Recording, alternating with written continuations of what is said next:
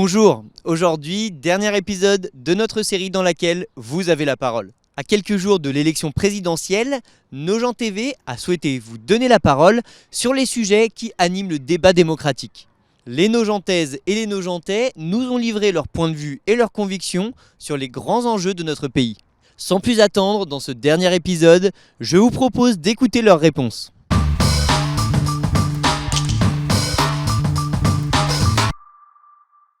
Il y a des sujets qui vous touchent plus, que vous jugez plus importants. On voit qu'il y a des réfugiés qui n'ont pas été reçus et accueillis au même titre que d'autres réfugiés, par exemple. C'est pas normal. Ne plus laisser un Français dormir dans la rue.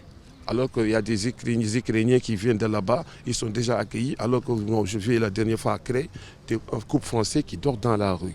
Avant d'aider des autres, aidez-vous déjà les Français. Et après, vous pouvez dire, des gens comme nous qui ont des réfugiés, c'est vrai, on est là des 10 ans à l'année, mais il faut aider déjà les Français. Donc c'est surtout des problèmes au niveau de l'accueil qu'il peut y avoir en France. L'accueil la France a toujours été un pays accueillant, ça il faut le dire. Mais on sent que dans la vie de tous les jours, on se méfie un peu de l'autre. Et franchement, ça fait pas beau. Ça fait pas beau. Quand je suis arrivé en France, tu prenais un café avec un blanc, avec un noir, et ça ne posait pas de problème. Et maintenant, je vous avoue qu'il y a certains cafés, quand tu rentres, on te regarde de travers. Et ça devient de plus en plus grave. La vie devient de plus en plus compliquée et on arrête de stigmatiser les populations.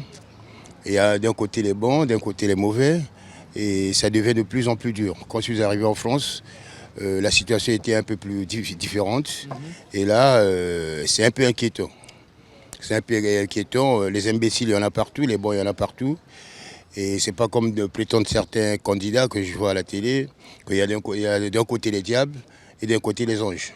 Et ça c'est un problème sérieux qui va nous entraîner peut-être dans une situation beaucoup plus grave. Je trouve que quand on parle d'immigration, je trouve qu'on les met je trouve qu'on les met dans une case et je trouve qu'en fait pour l'immigration qu'il y a, en fait, je trouve que on les respecte pas assez. Et au sein de la société, quand on les retrouve, c'est un petit peu dans des rôles assez clichés. Par exemple, on peut les voir faire la plonge ou faire des choses comme ça, mais disons que j'aimerais bien qu'ils soient comme des vrais citoyens français.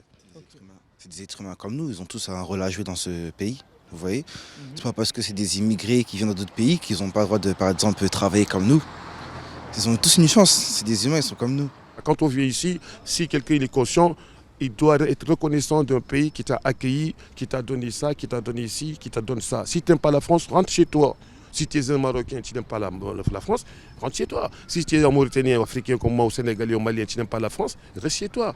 Tu n'aimes pas les chrétiens, tu n'aimes pas les juifs, reste chez toi. Ne va pas chez quelqu'un que tu n'aimes pas. Toi, c'est sur quel sujet que tu espères qu'il y aurait du changement ? Concernant les élections présidentielles, j'attends du changement dans un peu partout parce que je trouve que ces dernières années, c'était plus une catastrophe qu'autre chose. Que ce soit les études, l'économie ou l'écologie surtout, en ce moment, c'est une catastrophe et il serait temps peut-être qu'on intervienne avant de finir par tuer cette terre sur laquelle on vit, parce que bientôt, même l'argent, ça ne changera pas tout ça. On sait qu'il y a l'écologie, qu'on doit faire quelque chose et que c'est même important, mais quand même, on se dit, on va se concentrer quand même sur l'économie. C'est surtout ça, c'est une question, l'écologie, c'est le top 1 de ce qu'on doit faire et pourtant on le fait pas. C'est vrai que c'est un peu préoccupant parce qu'on voit quand même qu'il y a certaines espèces qui sont en voie de disparition et du coup il faudrait réussir à les protéger afin de les préserver. Qu'est-ce qui pourrait être fait pour que ça pollue moins ? Que les gens arrêtent de jeter des déchets par terre, qui les ramènent directement à la poubelle et que ça pollue moins la terre. Il me semble qu'il y a déjà une amende pour les gens qui jettent leurs mégots de cigarettes. En plus, il y a des poubelles, les gens qui jettent leurs déchets. Et surtout, l'essence. Je trouve que ça va un peu trop vite. Et donc, moi, je dis qu'on devrait favoriser plus les énergies renouvelables ou sinon les énergies musculaires ou mécaniques. Ok. Pour moi, on devrait arrêter de jeter les cigarettes par terre et les déchets. Et surtout, de gaspiller de la nourriture.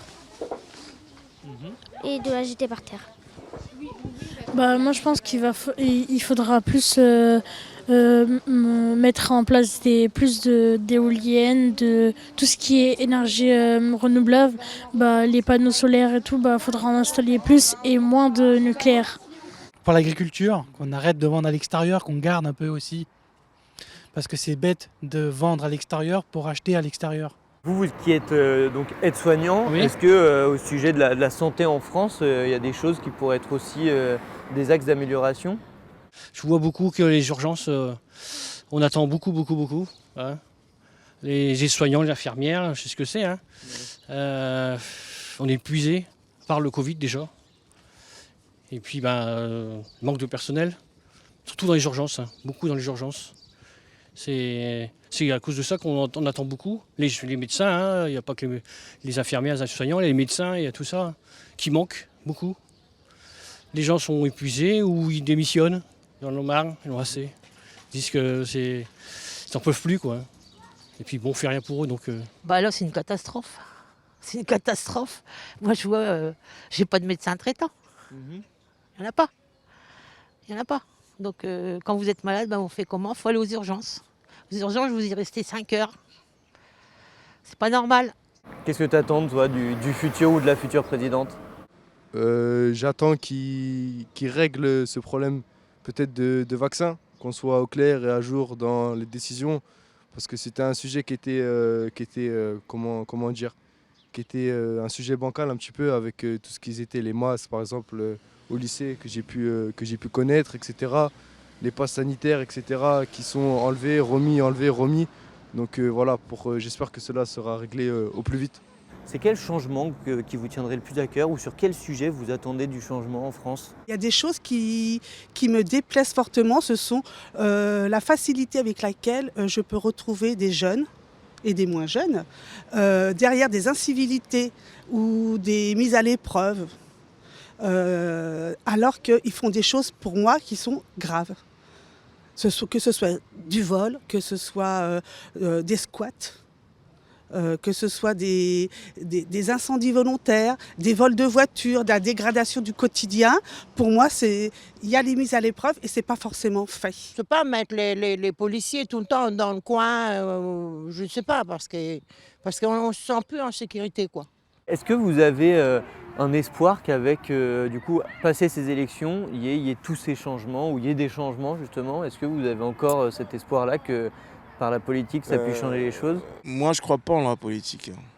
Je crois pas au monde politicien parce que depuis 40-50 ans, ça tourne et c'est les mêmes discours qui reviennent et il n'y a pas de changement. Moi, je crois aux personnes. Je crois à ce qu'elles disent.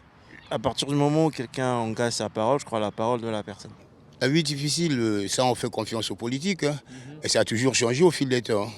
Et la vie il y a 30 ans, c'est pas la vie d'aujourd'hui. Et la vie dans 30 ans, ce ne sera pas la vie d'aujourd'hui.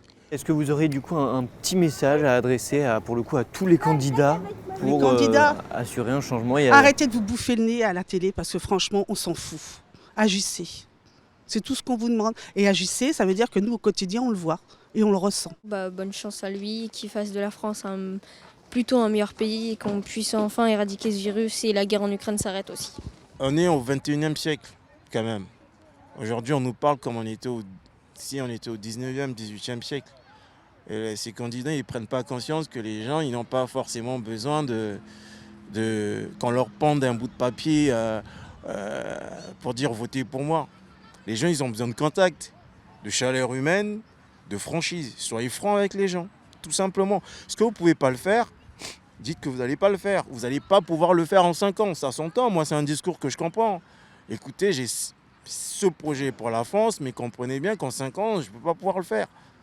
Et les gens entendent ça. Trouvons les solutions pour le bien vivre et pour le bien-être de la population française. Moi, ce que j'ai envie de dire aux hommes politiques aujourd'hui, descendez un peu de votre piédestal, venez voir le peuple dans les quartiers ou ailleurs, parce que je pense qu'aujourd'hui, je ne dis pas que ceux qui vivent bien n'ont pas de problème, mais les vrais problèmes aujourd'hui, on les voit ici, quoi. Je veux dire, il suffit de faire un tour là, où vous voyez des gens qui n'arrivent pas à joindre les deux bouts. Et c'est pour eux qu'il faut en priorité, je pense, agir. Et vous, qu'attendez-vous du futur président de la République? Quels sont les sujets qui vous préoccupent le plus? Ce sont dans les urnes que vous vous prononcerez les 10 et 24 avril prochains. En attendant, vous avez la parole dans les commentaires. Merci aux Nogentaises et aux Nogentais qui se sont exprimés au micro de Nogent TV. Et à bientôt pour de nouvelles émissions sur notre chaîne.